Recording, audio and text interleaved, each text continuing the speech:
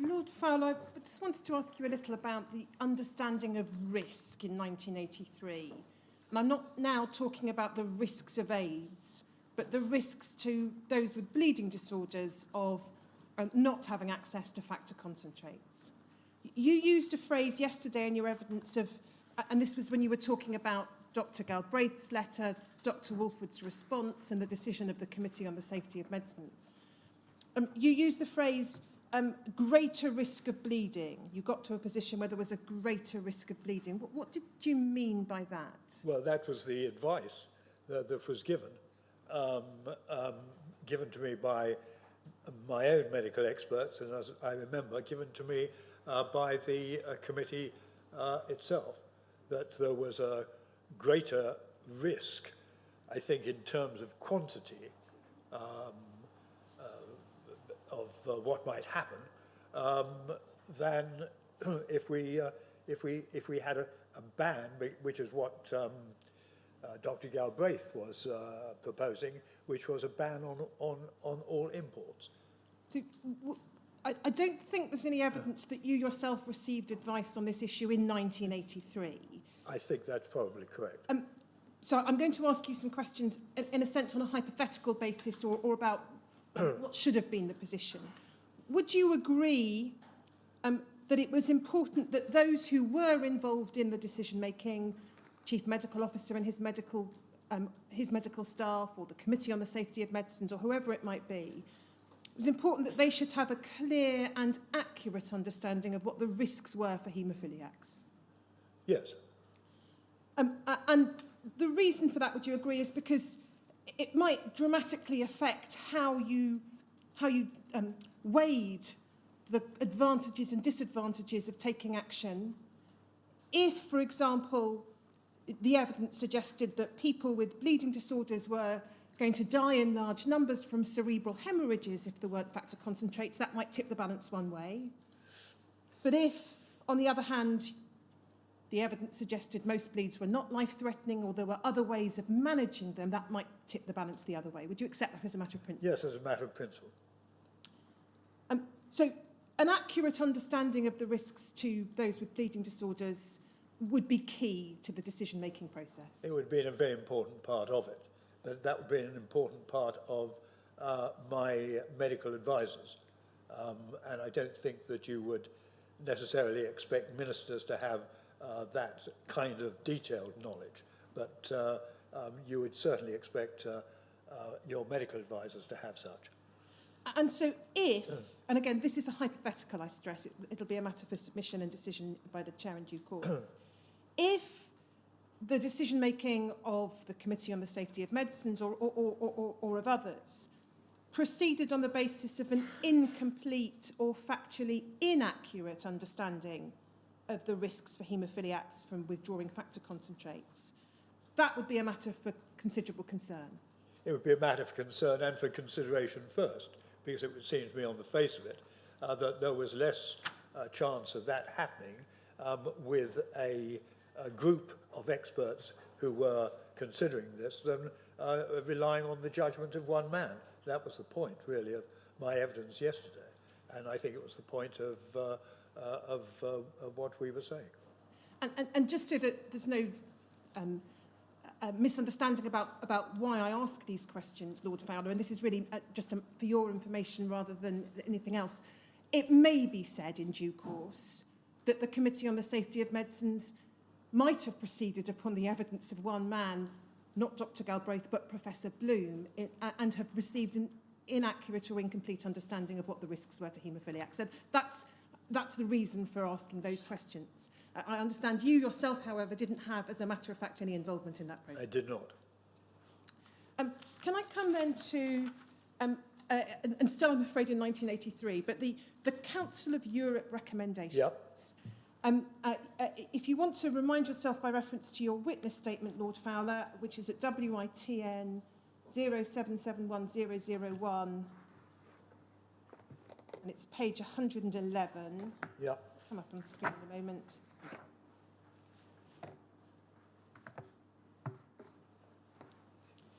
You'll see reference to the Council of Europe recommendations in paragraph 6.23 of your witness statement. and we'll look at the document itself in a moment, but you explain in that paragraph of your witness statement that the minute, which referred to the Council of Europe recommendations, although primarily addressed to others, including Mr. Patton, was copied to your private office. Yeah. Are you able to assist with whether you yourself would have given consideration to it? Or is that impossible at this distance of time? I can't frankly remember at this stage. And then if we look at the documents themselves, Seamus, it's PRSE 0000372.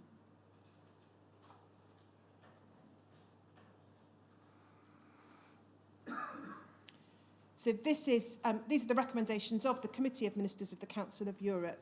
Now, just in general terms, what kind of significance would the government or the department attach to formal recommendations of the Council of Europe's Committee of Ministers at that time? Well, it wouldn't, I mean, it's a very important point. It wouldn't be of the order of the European Union, because it isn't the European Union. And as you see, it's all very carefully set out as being recommendations, and that is what it was. And there were members of the Council of Europe who came from this country and basically were members of Parliament. I don't know if they're members of the House of Lords or not, certainly members of Parliament, but they weren't elected to the Council of Europe. They were appointed to the Council. I mean, I've got quite a lot of experience in appointed members, and it's not so dissimilar, I think, to the House of Lords from that point of view. But so, and it's also the status is not that dissimilar either. I mean, it is not like the European Union. So it's not an instruction you will do. It is a recommendation you will do. As it happens, most of the recommendations that I've seen that have come from this, I actually agree with. But I think it's important just to put it in that context. And if we look over to the second page, top of the second page, yeah, we'll see the three recommendations, yes, the three recommendations that are in paragraph numbered 1, to take all necessary steps and measures with respect to the acquired immune deficiency syndrome, and in particular, and then there are 3 matters set out. Now, the third was to provide all blood donors with information on AIDS. And we'll come back onto that shortly when we look at the issue of the blood donor leaflet. So I just want to ask you a little about the first and second of those recommendations. The first is to avoid, wherever possible, the use of coagulation factor products prepared from large plasma pools. This is especially important for those countries where self-sufficiency in the production of such products has not yet been achieved. Now, if we just go back to your statement,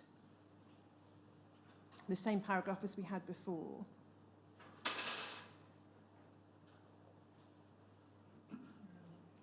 Page 111.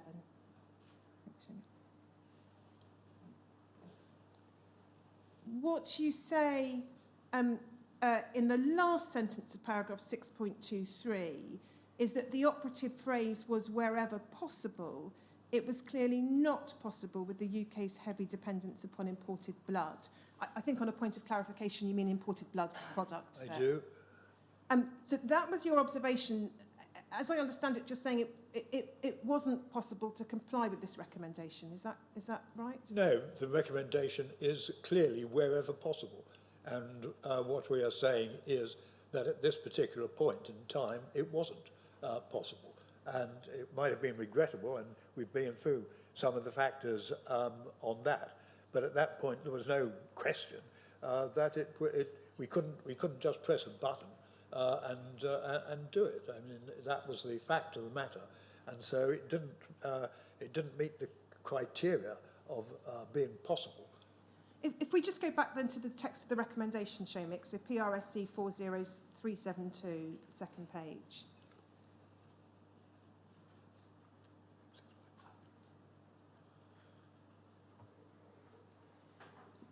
Now, assuming for the purpose of the question that you're right, that the Committee on the Safety of Medicines took the right decision, you couldn't ban all factor concentrates with immediate effect. So that's the premise of what I want to explore with you. Yeah. Would you accept that what's being said here is avoid wherever possible the use of coagulation factor products? So the question of an all-out ban would not be the only way of avoiding wherever possible use. There might be other ways. For example, there might be regions which could revert to a greater use of cryoprecipitate for some categories of haemophiliacs, or there might be steps that could be taken to use a product called DDAVP for mild haemophiliacs, or you might want to postpone elective surgery, for example. Those are some of the strategies we've explored with other witnesses. Now, again, Lord Fowler, I'm not expecting that you'd have had hands-on knowledge of that at the time. Because I don't think any of those proposals came anywhere near ministers. Yeah, well, I think that's probably right. What I'm really, again, then trying to explore with you, Lord Fowler, is the question of should they have done? Well, I think you're missing the elephant in the room, if you don't mind me saying so, because the fact of the matter was that we were 50%, we were only 50% sufficient. So we were 50% dependent upon imports at that particular point. Now, if you say that there were other ways of doing that, well, doubtless that would have been looked at inside the profession. I mean, no one wanted to put patients at unnecessary risk. I mean, there's an enormous amount of goodwill in this. I mean, no one was ever conspiring against the patients. We were trying to make them safe and better and all that. So, I mean, you've got to accept that there was a certain amount of goodwill that comes from the Department of Health on this. And we're not just conspiring against people. In fact, I mean, I think one of the most unhappy things in this whole inquiry has been the allegations from outside that there's been some sort of conspiracy taking place. It isn't true, and I hope it'll be knocked down.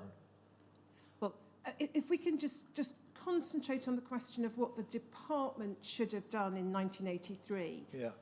You say doubtless that question of alternatives to the use of coagulation factor products where possible would have been looked at or should have been looked at within the profession. Should it not have been looked at by the department, given that this was a recommendation to government? I mean, it could have been, and as far as I know, it might have been. I have no knowledge on that. And that's why I'm putting it on the basis of hypothetical questions, as you'll understand. If we look then at the second... Well, can we just, before we look at the second, can I just ask you about this? This is a recommendation which plainly, in the spirit that you've just mentioned, needed careful consideration addressed to government. Council has focused, and indeed in the exchange you've both focused, on the first part of the first recommendation, to avoid wherever possible the use of coagulation factor products. And you've said, and I understand, that wasn't possible because we had to import. But there is a second part, and avoiding wherever possible the use of coagulation factors is said to be especially important for those countries where self-sufficiency in the production of such products has not yet been achieved. So that is it, on the face of it, saying that such countries would necessarily have to import, wouldn't they?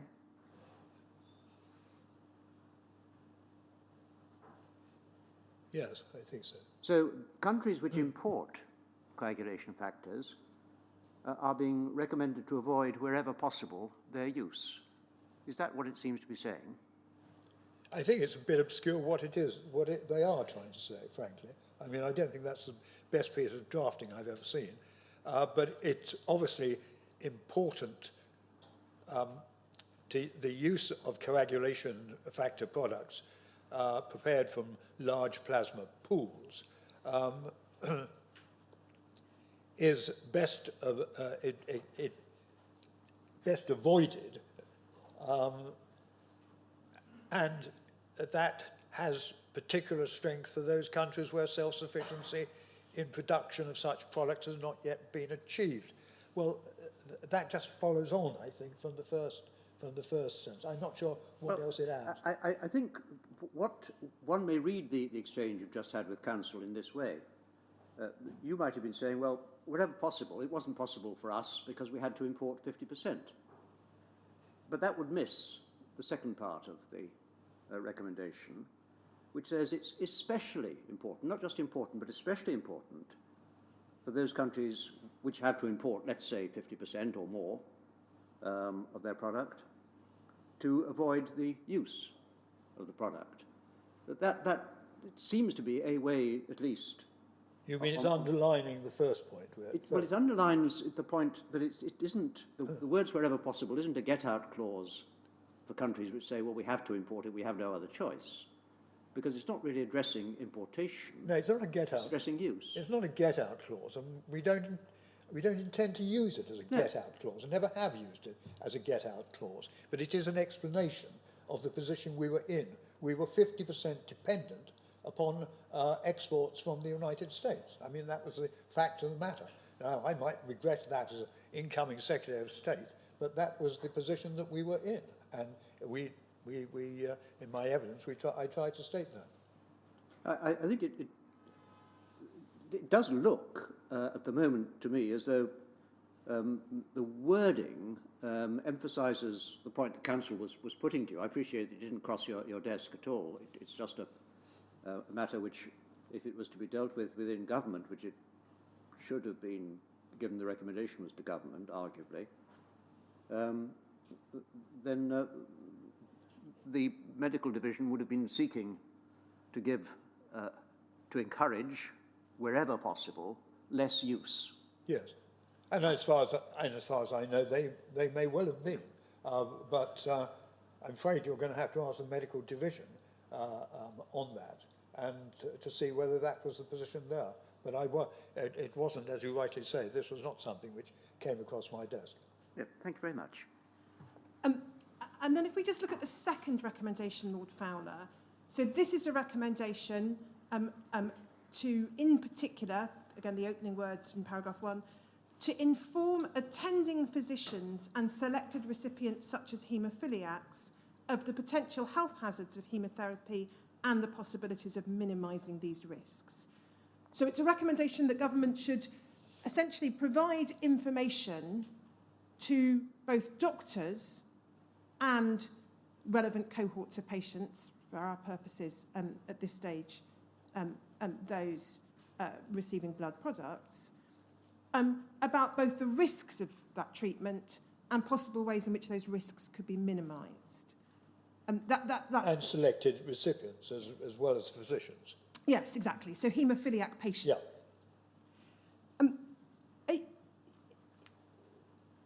Were you aware of any steps being taken by the department to comply with that recommendation?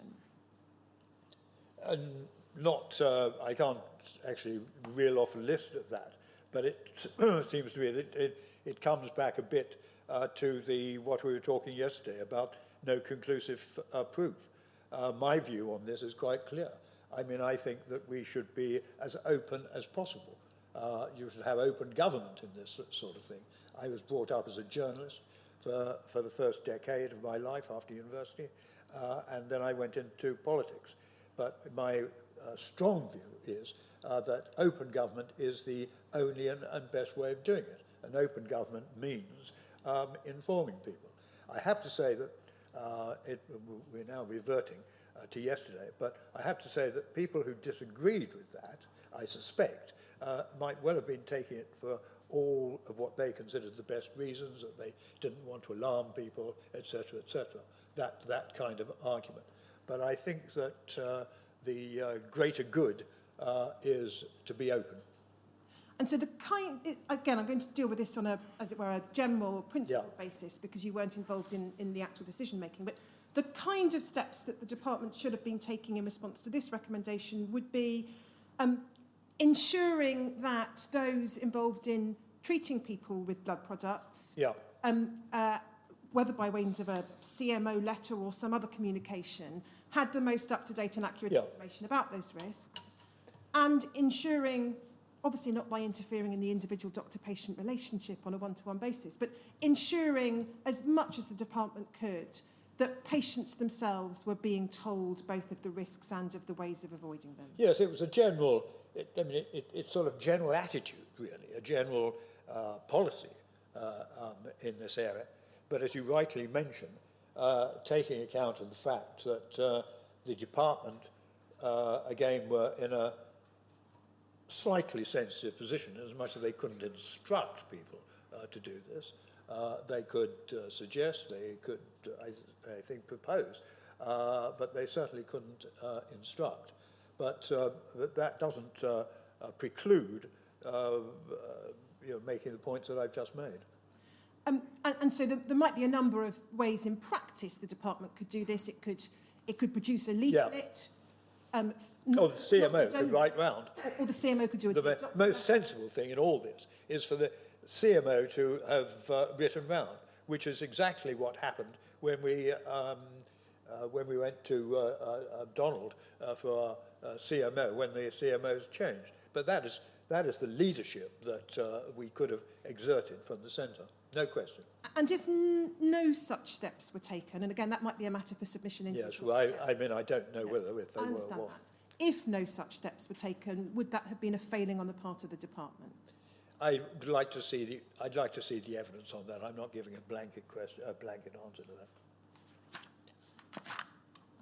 Would you accept, however, that one principle that the department should have had well in mind would be the right of patients to take full informed decisions and exercise individual autonomy? No, that's just what I've been saying. I mean, I think that is an important element, and it may be that people with the best will in the world were trying to prevent panic or anything of that kind.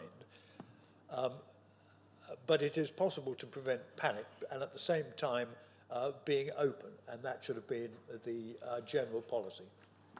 And just by way of examples of some of the materials the department did put out, we talked yesterday about the whooping cough campaign that you were closely involved in. We can see an example of a CMO letter at WITN 0771074.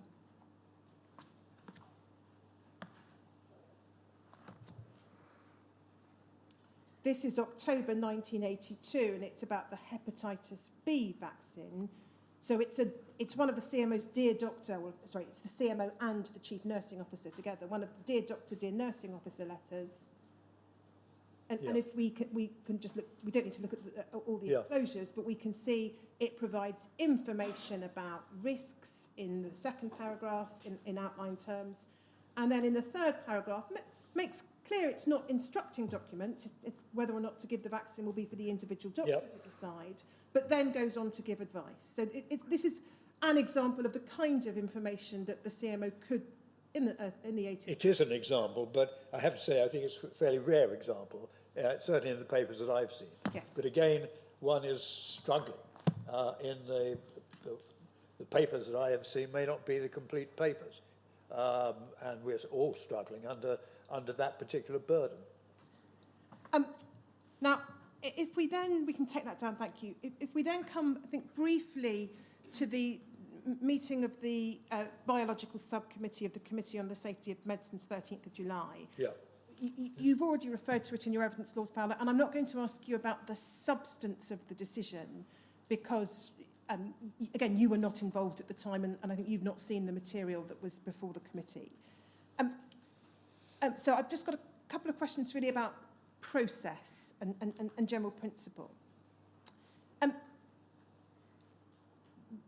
The decision making of the Committee on the Safety of Medicines and its Biological Subcommittee doesn't appear to have had any ministerial involvement. So the minister was not briefed that it was being done and not briefed about the outcome, as far as we can see on the evidence available. Does that surprise or concern you? Well, it doesn't surprise me that the minister wasn't involved in the process. Slightly surprised to hear, I'm not sure right actually, that that ministers didn't, or a minister didn't actually, a health minister didn't know what the outcome is. I'd be very surprised if that was the case, because I would have thought that that would be information that was passed on. And again, the CMO, I would have thought, would know almost as soon as the report came out. So is this right? And again, I'm trying to deal with it in general terms. You wouldn't expect the minister or the CMO to be participating in the committee's meeting. No, certainly not. But you would expect the minister and the CMO to be fully briefed about the meeting, perhaps the CMO. No, I expect him to be fully briefed about the result. I mean, it is an independent committee. The last thing you want are ministers plodding all over it, and they didn't. I don't think one should have a rule that they should, because the independence of committees of this kind is absolutely crucial.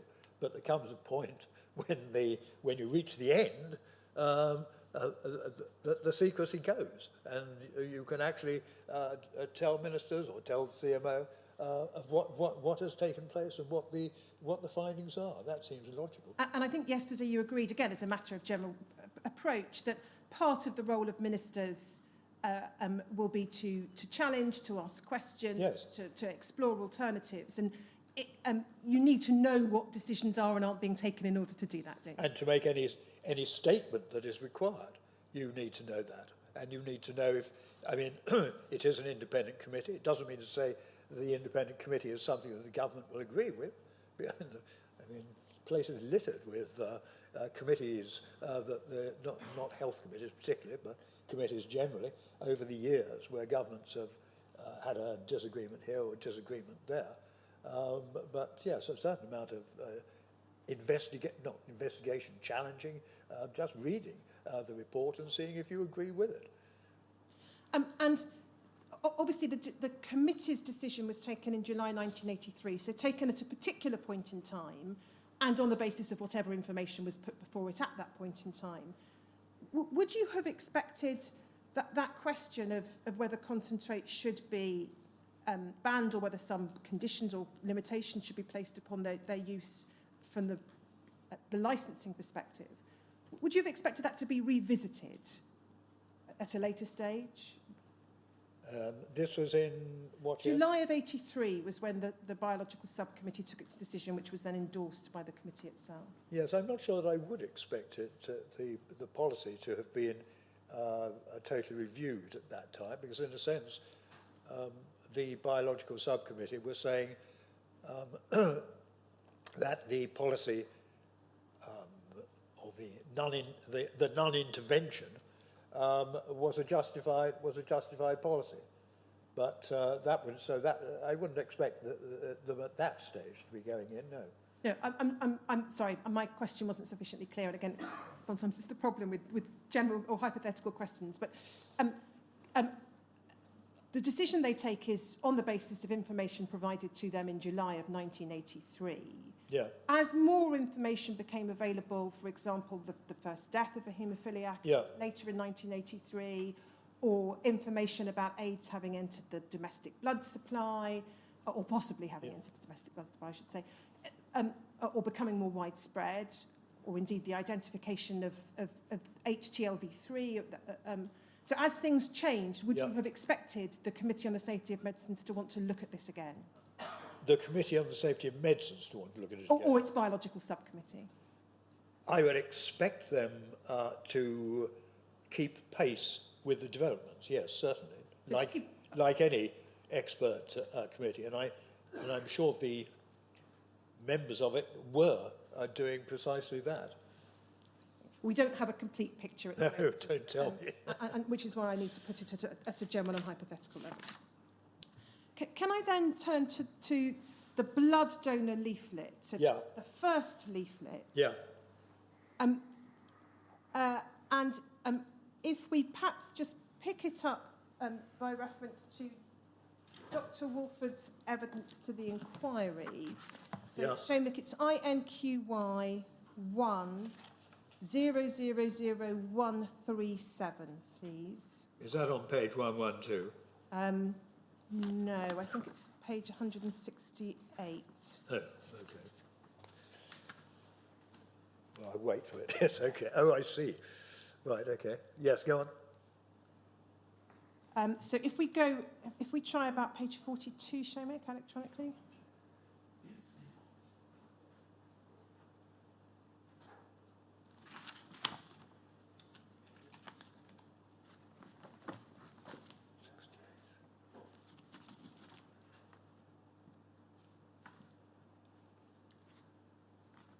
Sorry, I'm just checking that I've given you the right reference.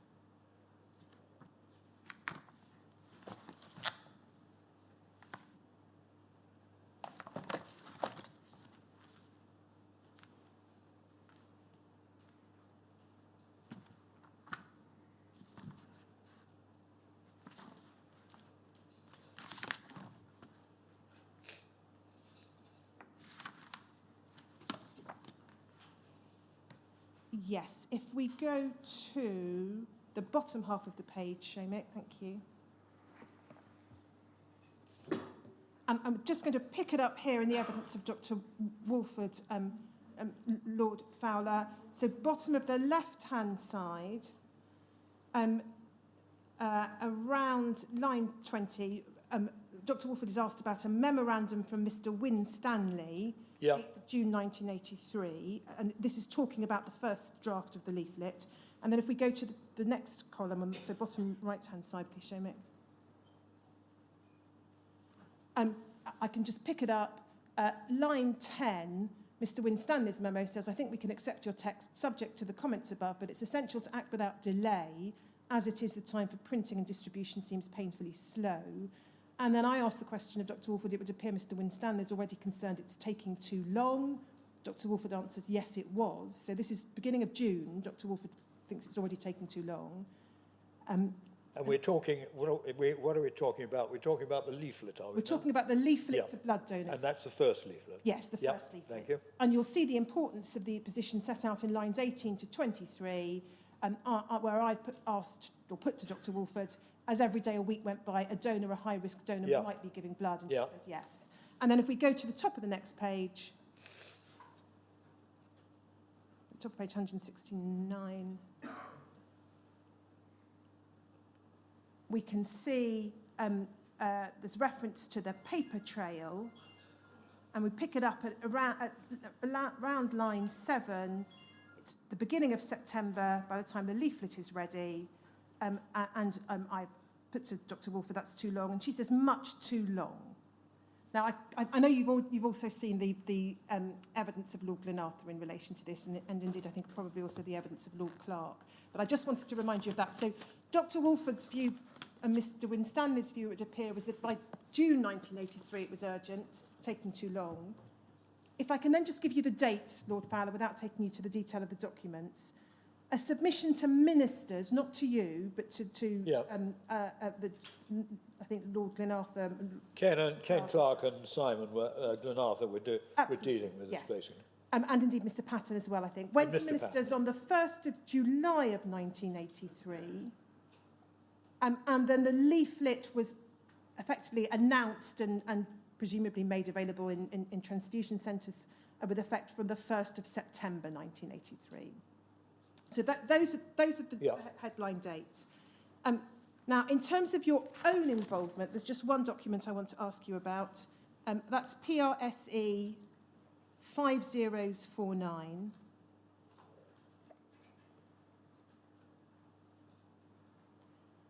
This is an internal Scottish Home and Health Department document, which you referred to in your witness statement because you were asked about it. It's discussing the leaflet. It's 6th of July 1983. And the second paragraph says, however, we are informed that Mr. Fowler's first reaction is that the terms of this leaflet are too strong and that DHSS may therefore be making further amendments. Now, this is two other people talking about what their understanding is of your reaction. As I understand your statement, Lord Fowler, you've got no recollection of whether you had any reaction at all, and if so, what it was. Well, I think it's just hearsay, isn't it? I mean, I don't know when it was said, who I was speaking to, when this occasion was, or anything of that kind. I mean, it is total hearsay. I'm afraid I'm not at all happy that that such quote evidence should even be used. But there we are. That, I gather, is not the rule of in inquiries. But I have no recollection of that. The only thing I can even remotely think of is that, but I would need to see the preliminary work on the leaflet. I mean, there was the major question for me in that leaflet was the position of homosexuals, and we got to a position at the end of that where it basically said we should be warning homosexuals who have frequent partners, or words to that effect, which I think is fair. We actually, by the second time, we got to the position where we were just warning homosexuals generally. But at that point, I would have been concerned that we were not painting everybody with the same brush. It's not totally dissimilar to the kind of issue that you're putting on haemophiliacs. We shouldn't start painting everybody with the same brush in this particular area. So that was my concern. But what the too strong, whether the too strong relates to that, I have frankly no idea. There are in the documents, and I'll just give you, I think, one example, DHSC 302321_028.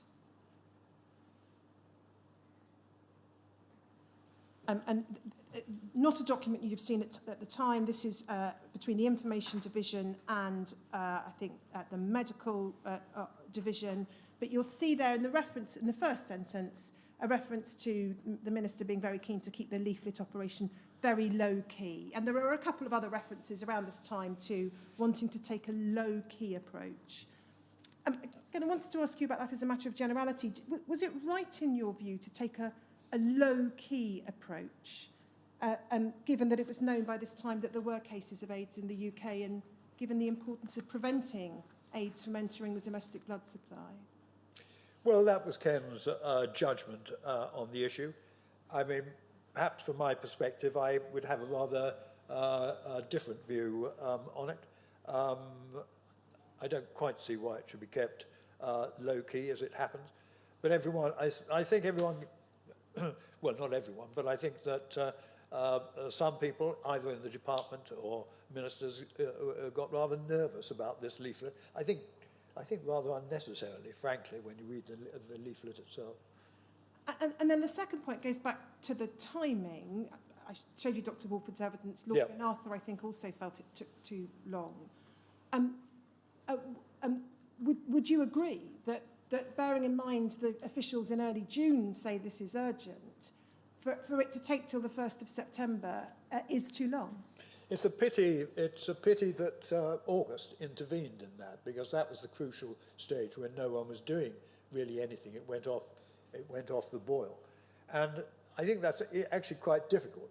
I mean, I know that Ken got lampooned for going on holiday in August, and lampooned by me at times. But I mean, to be fair, I mean, he had a young family. But why I mention Ken is that he wasn't the only person with a young family. A lot of people in the Department of Health had young families as well. And so, if you really wanted to put out a leaflet at a time when you had fewer expert people around to answer the questions which were bound to come in, choose August.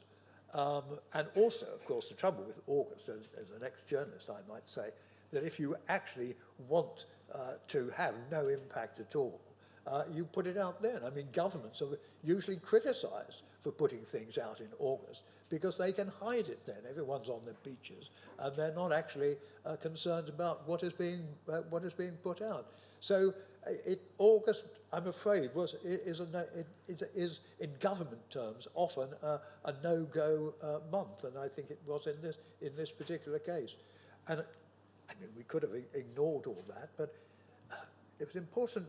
It's important also to get the best possible information out. So it was important that we had the Minister of Health, and it was important that we had some of the officials, because otherwise you into the next stage down, which was not a good idea.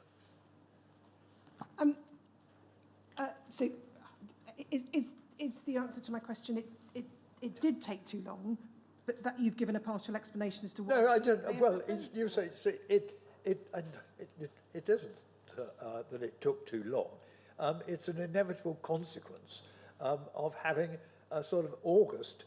I mean, as I remember the letters and the correspondence between the ministers went on throughout July, from what I remember, and in fact, I think almost into the beginning of August.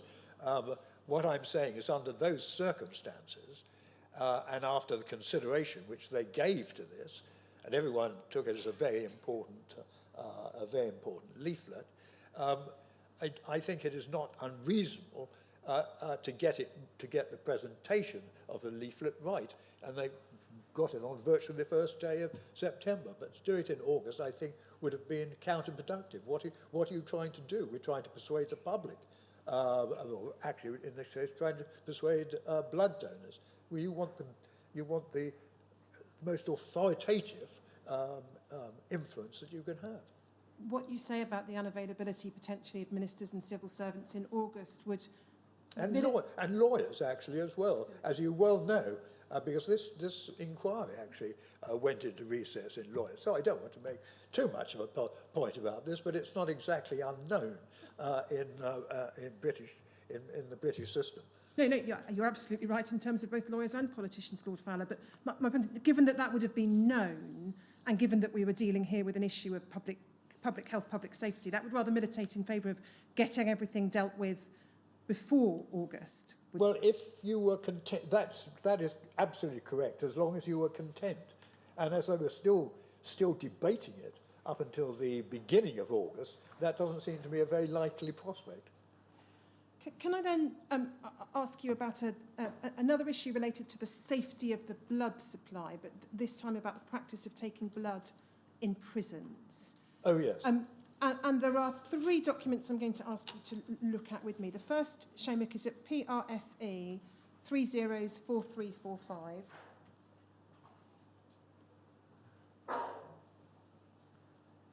And you'll see, I don't think there's any suggestion that this came across your desk, Lord Fowler, but you'll see it's a minute dated the 27th of July 1983, use of blood from prisons at a recent meeting of Medicine Division's Inspection Action Group. Concern was expressed about the collection and use of blood from Borstal institutions and prisons.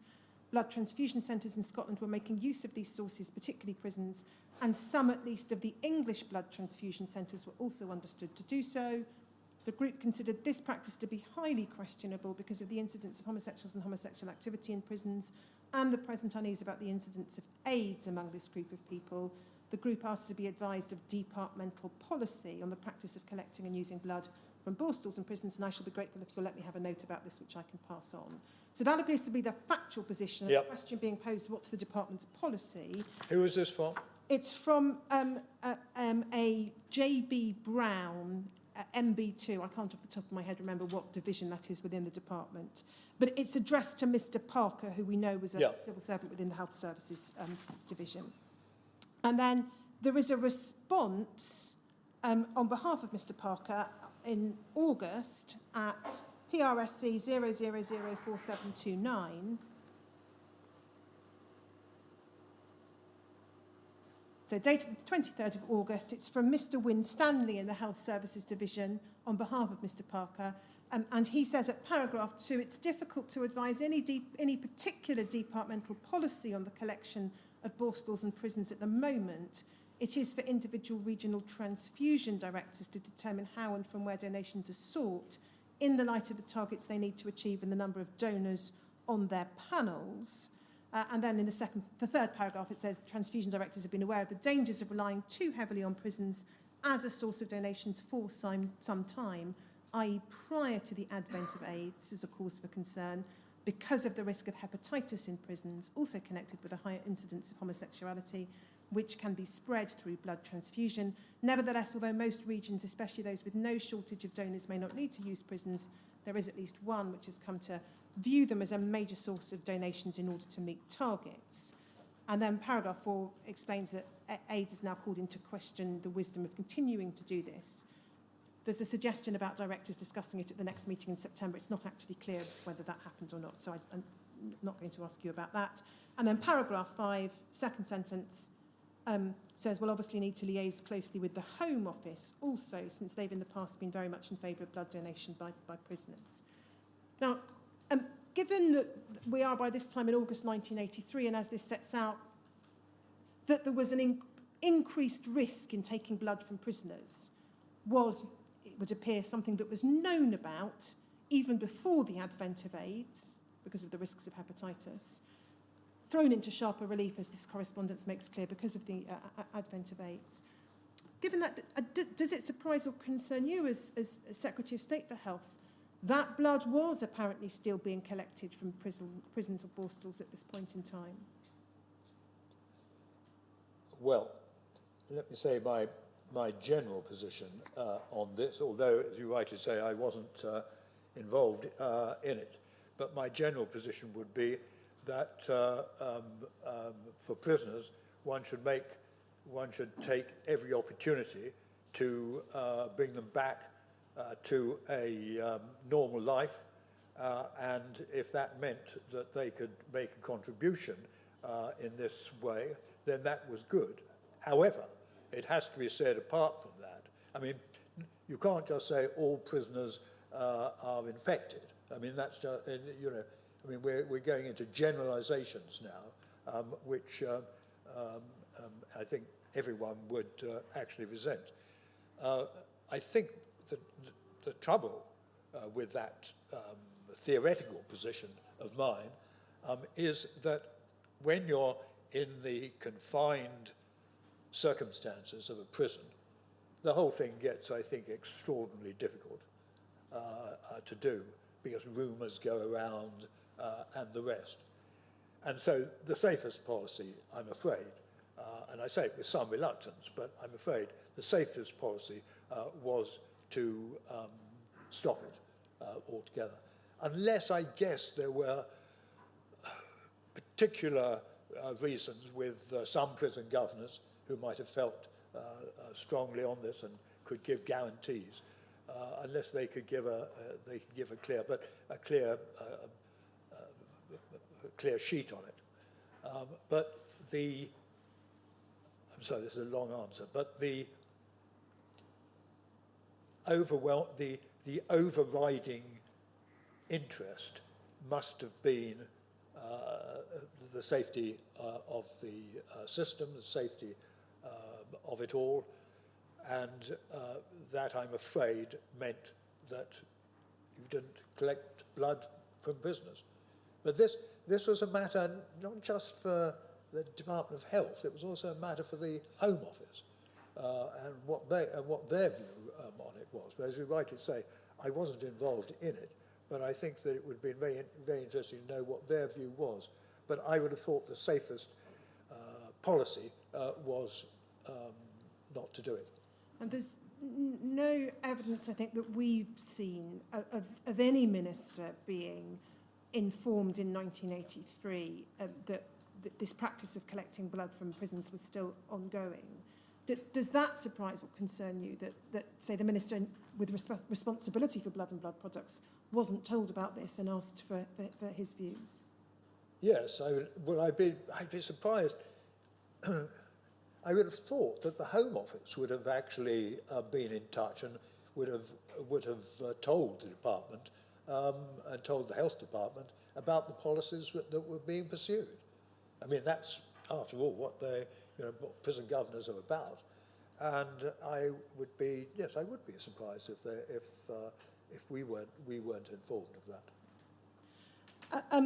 And given that the officials clearly knew that this was the position and knew that it was going on as at July, August of 1983, would you have expected some action to be taken by those within the department to put a stop to the practice and adopt a safer policy of not taking blood? Well, I think I would have put it rather differently to that. I think I would certainly have expected there to have been a discussion about the issue itself. That I would certainly say. But I mean, past experience with prisons, I mean, it's very difficult. The Home Office are quite difficult to talk with on some of these subjects, and AIDS was one of them. But this isn't AIDS. But yes, we should have made we could have made more progress, I think, here. Just to then complete, I think, the chronological picture in relation to 1983, and sorry, moving away from prison blood now, to PRSE 0000886.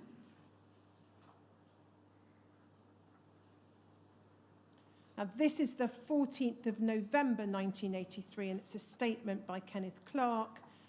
It's the right-hand side, top of the page, under the heading Blood Products Imports, where it records a question from Mrs. Curry and then an answer from Mr. Clark. And you'll see the three sentences in Kenneth Clark's answer. There is no conclusive evidence that AIDS is transmitted by blood products. The use of factor VIII concentrates is confined almost exclusively to designated haemophilia centres whose directors and staff are expert in this field. Professional advice has been made available to all such centres in relation to the possible risks of AIDS from this material. And I should say, Lord Fowler, it's not necessarily entirely clear at the moment what that third sentence is there referring to, but I'm not proposing to ask you about that. Now, we looked at the earlier statements from the department in around the middle of 1983 about no conclusive proof. We're now November 1983, and the department now knows that there are 2 patients with haemophilia known to have AIDS, one of whom has died. That information was with the department certainly by September of 1983. Whether or not there was any justification for the earlier statements by the department, was there any justification as at November 1983 for continuing to use the line we see here, no conclusive evidence? Well, I think we've been over this before. It should have been the no conclusive evidence should have been qualified by saying that there was evidence to suggest that it might be. I mean, if you want open government, that's what it should have said. Now, who drafted this? I mean, I see that Rena Curry has a statement later on about this, but whoever drafted this, I think probably just drafted it as almost as a hand down from what had been said before. But it should have been changed by this point. Now, that takes us effectively to the end of 1983, and I think it's right to understand from your statement and from the evidence you've given yesterday and this morning that by this point in time, you yourself have had very little direct involvement in the issue of AIDS. In the issue of AIDS? Yes. Well, yes, I think that's right. I don't think anyone had. And we've seen, I think, that as Secretary of State, issues about the AIDS leaflet, issues about the collection of blood from prisons, issues about Dr. Galbraith's suggestion and the Committee on the Safety of Medicine's decision, none of that is coming across your desk, or if it is, it's very tangentially. You occasionally get copied into material. Looking at it now, does that lack of involvement of you as Secretary of State in 1983 surprise you? No, not really, because, I mean, I think, we go back to square one. I mean, I was Secretary of State for Health and for Social Security. I mean, to put it mildly, we had quite a lot on our plate. And my whole aim had been, as well as dealing with these issues, which were vast and important, and public spending, as we said yesterday, being the most important of it, didn't get the public spending, then, you know, a lot of what we've been talking about was strictly for the birds. I mean, we weren't going to make any progress at all. So that was my number one job. So I had to have ministers who I could devolve to. And by 1983, I think we were in that position that we could do that, because we obviously had Ken Clarke, who was a formidable figure, which he showed later. I think Simon Donarthur was just about to come in, who was extremely good as well. We had John Patton, a former cabinet minister, to come. I mean, that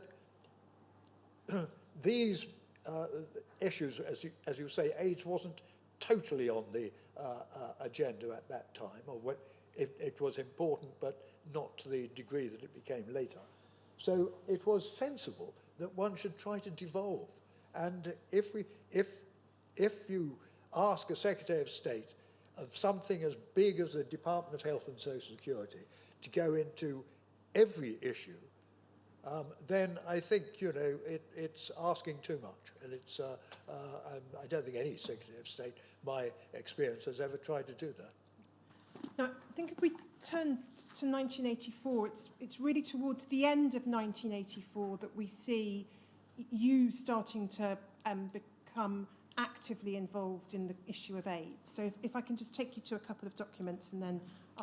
By this stage, I think I'm right in saying, am I, that the Chief Medical Officer position had changed, or if it hadn't changed, was in the process. In fact, it had changed in 1983. So yes. October 83 was when Dr. Yes, Richardson absolutely.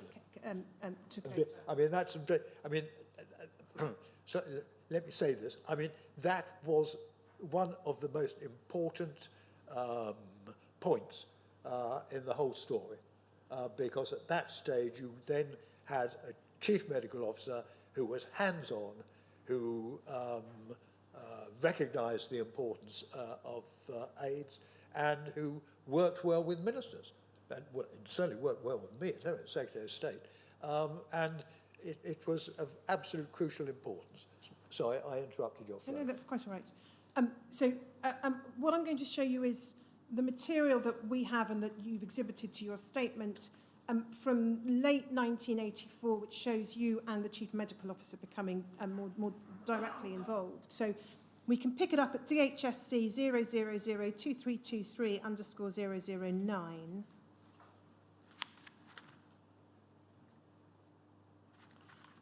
This is a minute from Dr. Smithies, who had succeeded Dr. Walford by this stage, dated the 19th of October 1984, and we can see it's in response to a request for information from the Chief Medical Officer. CMO's requested information about the problems of AIDS and blood donations. The first question you'll see at A is about testing, and I'll come back to that later if I may, Lord Fowler. And then the bottom of the page, the second question that the Chief Medical Officer apparently asked is, what's the position about blood transfusion/plasma-related AIDS in the UK and its controls? Answer is, we've yet no known case of AIDS reliably related to blood transfusion. There are about 40 cases in the US. Officially, there are 3 cases of haemophiliacs who've contracted AIDS, one of whom has died. In view of the prevalence of HDLV3 antibody in haemophiliacs, about 35%, it is likely that there will be more. And then it refers to 2 cases being and recipients of batches being followed up.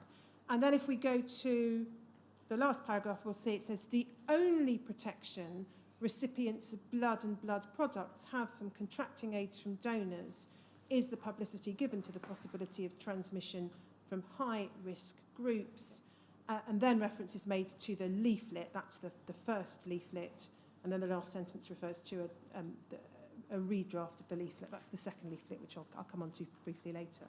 So no particular question to ask you about this document. I'm just trying to put it in a chronological context This is evidence of the Chief Medical Officer, October 1984, asking for some information. And in action. I'm sorry. And in action as a Chief Medical Officer. I mean, you now see the transformation which was taking place. Yes.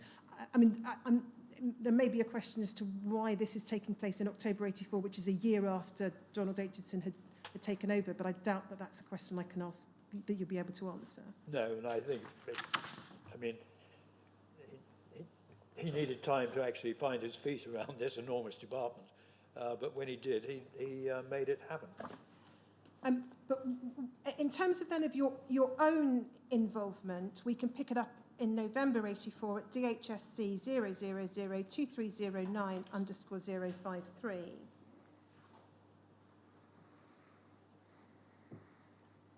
This is, again, it's a minute from Dr. Smithers, 19th of November 1984, addressed to your private office. Secretary of State has asked for a note summarising the current situation on AIDS. And then if we go over the page, I'm not going to go through all of it, but we can see it refers in paragraph 1 to news from Australia. 13 people, including 3 babies, have died from AIDS after receiving a blood transfusion. Paragraph 2 refers to a further death of a haemophiliac patient, this time a patient in Newcastle. There are then references to the numbers of cases of AIDS in paragraph 3. And then there's an update, bottom of the page, about what's being done. Let's go towards the bottom of the page. You'll see there the question posed as a heading, what's being done to prevent AIDS being transmitted by blood or blood products. There's reference, first of all, to the leaflet, and then we go to the paragraph 6 refers to the screening test. Again, I'm not going to go through the detail of this with you, Lord Fowler. Paragraph 7 refers to BPL. Paragraph 8 refers to experts having been invited to join a working group. And then paragraph 9 refers to heat treatment. And then over the page, there's a discussion about education. Paragraph 11, measures are being undertaken to educate at-risk groups. Can you recall what it was that led you in November or around November of 1984 to, as it were, having previously effectively delegated matters to the Minister of State for Health or the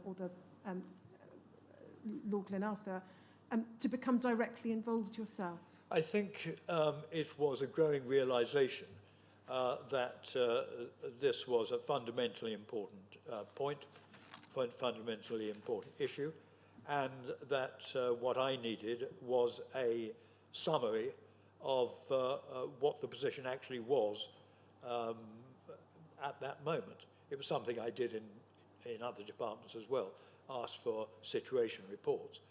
And it was really as clear as that. But I think that it was a good reply that I got, and a full reply, which actually set out all the issues. Now, you'll have seen reference in both of Dr. Smithers' notes, her note for you and her note to the Chief Medical Officer. You'll have seen reference to the proposed second leaflet or redraft leaflet. Again, I don't think there's any evidence of direct involvement on your part in the process. So I'm going to give you the headline dates and then ask you in general terms about it. The original leaflet and the way in which it was distributed, we know, was issued 1st of September 1983 and was due to be reviewed after 3 months. So that would take us to the beginning of December 1983. Dr. Smithers identified in February of 1984 a need to strengthen both the content of the leaflet and the way it was distributed. And a submission on that issue finally went to ministers in August of 1984. And you've exhibited that to your statement, but I don't think we need to look at the content of it. It's then January 1985 when the leaflet is, as it were, signed off.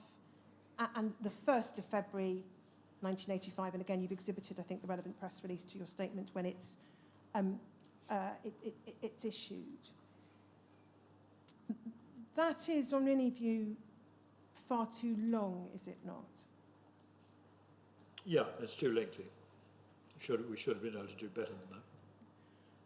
And again, I appreciate you're not really in a position to comment on the detail of what was going on, but was there anything more generally about the way in which the department operated its systems and processes for dealing with things quickly? No, I think I can't remember now what was happening in 1984 and what the health issues were in 1984. But obviously it could well have been that either political or health issues were taking precedence. But we should have been able to have done better than that. But the most important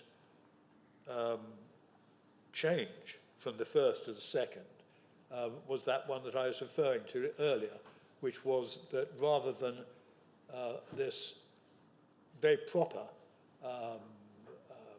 reference to homosexuals who had many partners as a warning, in this one we just referred to homosexuals.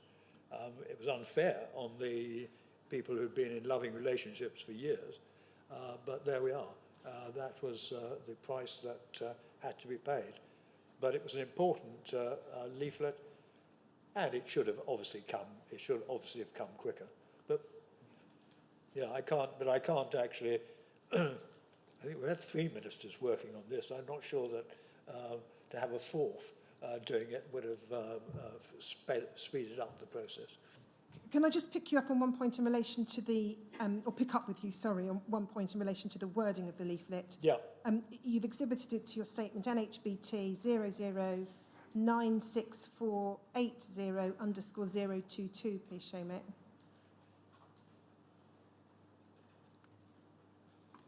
So we see there the date January 1985, and then if we go over the page,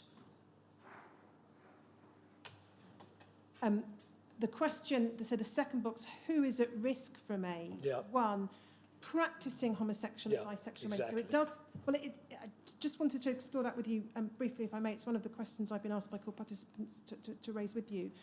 Was this wording still too low-key? Because practising might lead people to think it was only directed at those who were currently engaging in sexual activity. Too low-key? I wouldn't have thought so. I mean, I would have thought the objections would have come entirely from the other side. That you were now saying about practicing homosexuals, people who'd been in relationships for years, happy relationships, lasting relationships, and you were saying that there are AIDS risk. That's where I would have thought most of the objection would come to it. But it depends which way you're looking at this, I suppose. I'm trying to take the general view. I don't particularly like the way it's been generalised, or it was generalised, but I think it was necessary that it should be generalised in that way. But I don't think that we can be accused of playing it down. I'm not quite sure what else you would want to say. You've reviewed for the purposes of producing... Sorry, we can take the leaflet down. You've reviewed for the purposes of producing your witness statement a lot of documents from 1983, 1984. Yeah. I think most of which on this issue you didn't see at the time. I wonder if I can invite your comment or observation on this. Do you think there was a real sense of urgency within the department in 1983 or 1984 of an unfolding public health crisis? Or? I think I suspect, like many health crises, or at least this one, it developed, and it rather depended, I suspect, in the main on the, what was happening, what lead was being given. There was certainly from 1984 going into 1985, there was a feeling of impending crisis. There was no question about that. I was making speeches about it, giving interviews about it. Donald was Chief Medical Officer, was absolutely in full support of this. And it was from that moment onwards that well, I can't give you the exact moment, but it was probably during the early part of 1985 that we became thoroughly engaged in it. I'll pick up some of the documents from 1985 after the break, but before we do that, there's just one point, or 2 points I want to ask you about. First of all, in your witness statement, if we could go back to the statement, please, Seamus, and I'll find the page reference for you. It's page 142.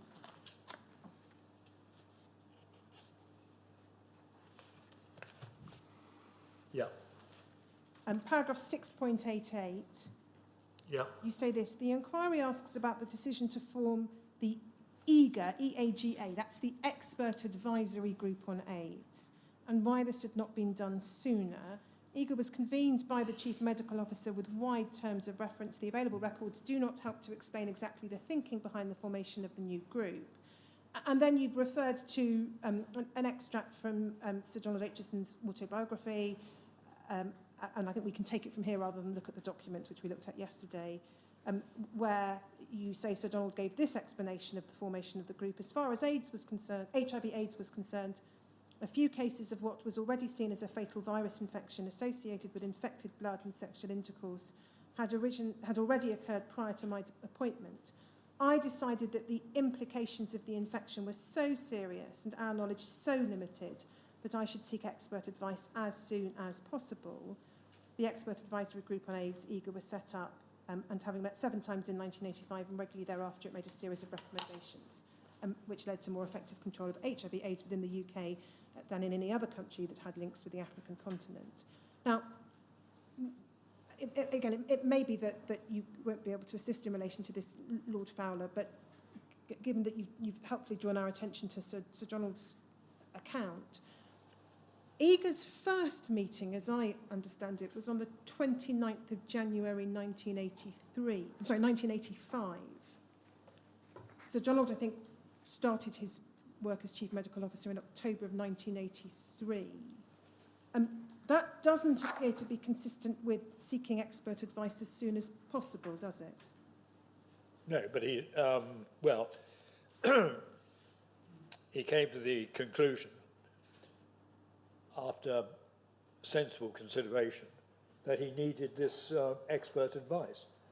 And he was responsible for the setting up of EAGA, and all credit to him for doing that, because that is exactly what we wanted. I mean, you can